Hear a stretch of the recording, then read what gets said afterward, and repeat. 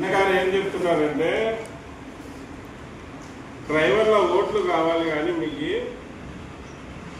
Driver అవసరం లేదు. మళ్ళీ డ్రైవర్లకి ఈ పార్టీ వాళ్ళు అధికారంలో ఉన్న వాళ్ళు డ్రైవర్లకు ఉచితంగా లైసెన్స్ చేయించి ఇవ్వాలనేది అన్న ఒక డిమాండ్. ఖచ్చితంగా నువ్వు చెప్పినది రాస్తాము. ఇంకోటి నీకు తెలియని విషయం ఏమంటే నువ్వు ఓనర్ గురించి చెప్తున్నావు. లైసెన్స్ లేకుండా బండికి ఎక్కించుకోవడం ఫస్ట్ తప్పు, నేరం. ఆ ఓనర్ మీద ఫస్ట్ కేసేయాలి, అది పెద్ద తప్పు. డ్రైవింగ్ లైసెన్స్ లేకుండా ఎవరు కూడా బండికి ఎక్కించుకోరారు. తర్వాత మనం కూడా డ్రైవింగ్ లైసెన్స్ లేకుండా లారీలకి పోరాదు, అది పెద్ద నేరం. ఇంకోటి లైసెన్స్ కావాలంటే ఒక మార్గం ఉంది. ఇప్పుడు సేఫ్టీ డ్రైవర్ అసోసియేషన్ అనే సంస్థ ఇక్కడ ఏర్పాటైంది. ఇక్కడ ఏర్పాటైనాక ఈ సంస్థ ద్వారా ఎవరైతే డ్రైవింగ్ లైసెన్స్ లేకుండా డ్రైవర్లు ఉన్నారో వాళ్ళందరికీ డ్రైవింగ్ లైసెన్స్ ఇప్పించే బాధ్యత ఈ సంస్థది. ఏ విధంగా అంటే గవర్నమెంట్ చలానా ఉంటుంది. 4 వీలర్ 6 వీలర్కి 460 రూపాయలు చలానా కట్టాలి ఎల్లలారు.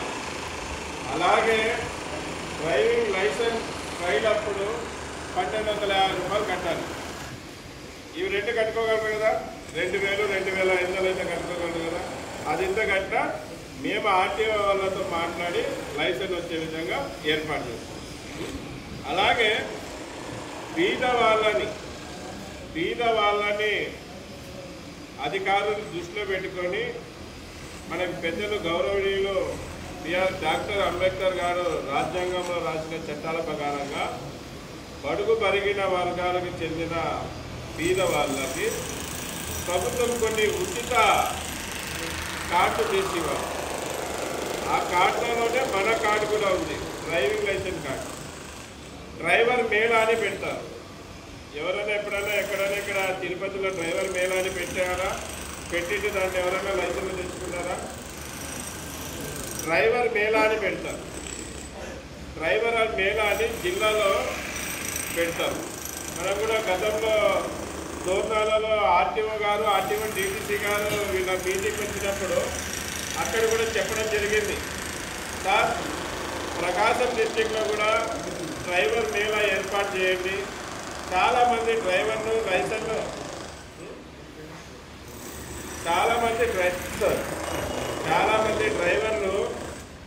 లైసెన్లు లేకుండా బండి తోలుతున్నారు. దానికి 2 కారణాలు.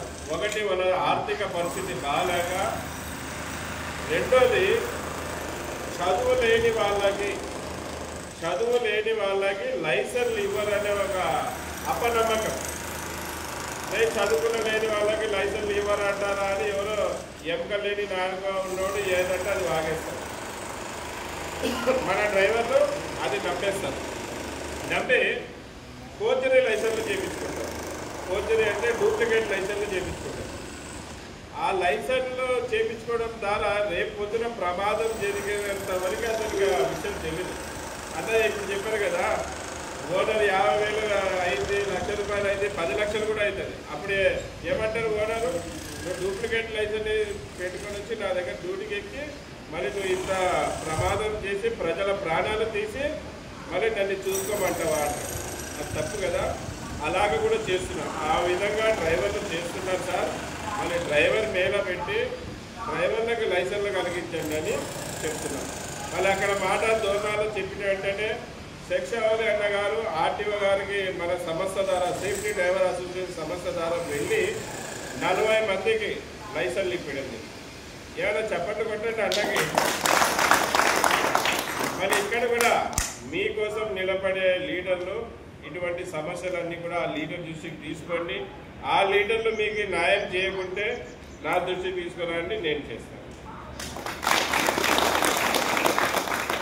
మళ్ళీ ఇంకా ఎవరైనా మాట్లాడతారా? ఇంకా మనకి డ్రైవర్ల చైతన్య సభ స్టార్ట్ చేద్దాం.